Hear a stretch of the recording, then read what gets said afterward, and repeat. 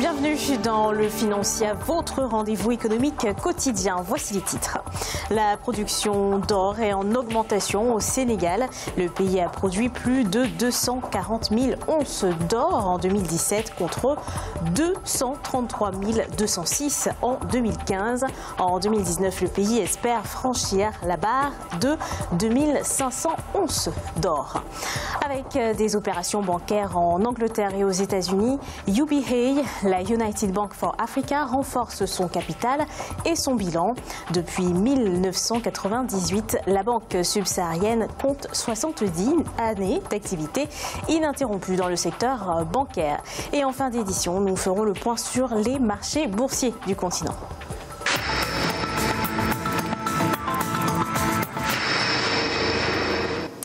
Boom économique au Sénégal. Depuis 2009, le pays fait partie du cercle restreint des pays exportateurs d'or. Cette activité est en hausse de 5,12%.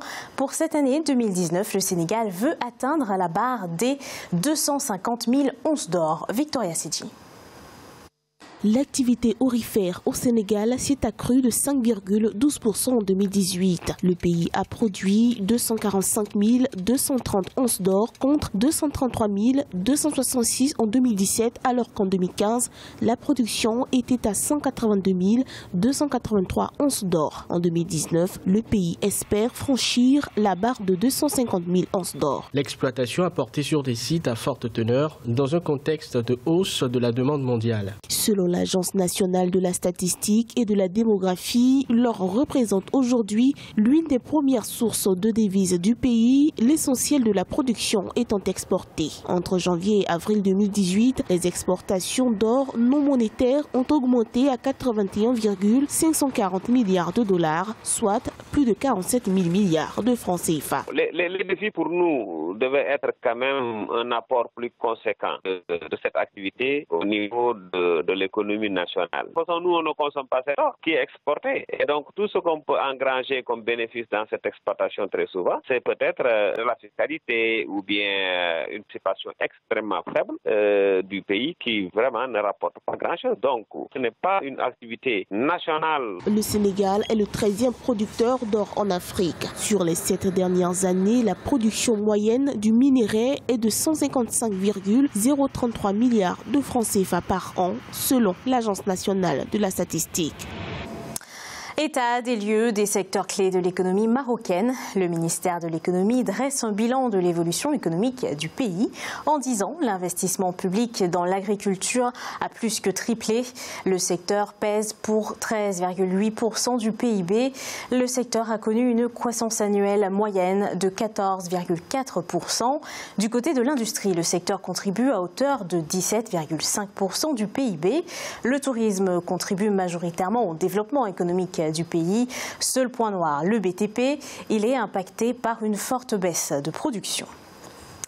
La United Bank for Africa se développe. UBA a procédé au lancement de ses activités au Royaume-Uni. Avec ce lancement, le groupe consolide son unique positionnement en tant que première et seule institution financière de l'Afrique subsaharienne, avec des opérations bancaires en Angleterre et aux États-Unis. Cheikh Omar Bandago. En lançant ses activités au Royaume-Uni, UBA, United Bank for Africa, répond aux besoins en échange et en capitaux de ses clients africains qui recherchent une exposition aux marchés européens. C'est aussi une opportunité pour la banque de renforcer son capital et son bilan. Avant que nous soyons installés ici, le type de licence que nous avions stipulé que toute affaire qui se fait dans n'importe quel pays anglophone et qui passe par l'Angleterre devait se faire forcément avec une autre banque. Mais aujourd'hui, avec l'accréditation que nous avons, cela relève du passé. United Bank for Africa Royaume-Uni offre une gamme complète de produits et de gestion de trésorerie, de correspondance bancaire, de crédit aux entreprises et de dépôt de grande clientèle aux professionnels et aux entreprises éligibles. Cela constitue la deuxième phase de notre campagne d'extension à travers certains pays. Juste pour le mois de février, c'est la deuxième banque que nous inaugurons. Le 4 février, cette année, nous étions au Mali pour lancer UBA Mali. Le 28 du même mois de février, c'est-à-dire le dernier jour de ce mois, nous sommes à Londres en train de lancer UBA Londres. Notre objectif est de suivre nos clients. À noter que UBA compte 70 années d'activité ininterrompue dans le secteur bancaire et ce depuis 1948. À l'heure actuelle, UBA compte 20 filiales africaines représentant environ 20% du bilan du groupe avec un objectif de contribution de 50%. En Égypte, 40 000 nouveaux logements vont voir le jour. Ils seront implantés d'ici 2020 dans la nouvelle capitale administrative. Une future capitale qui promet d'être l'une des plus belles villes du continent et l'un de ses principaux pôles touristiques. Le projet comprend la construction de plusieurs villas, parcs et tours. L'objectif est de désengorger le Caire, une ville qui possède le plus grand nombre de populations de toutes les villes du continent africain. Près de 15 000 logements sont déjà en cours d'achèvement.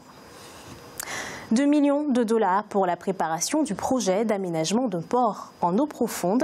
C'est ce que mobilise en ce mois de mars Sao Tomé et Principe en collaboration avec la Banque africaine de développement.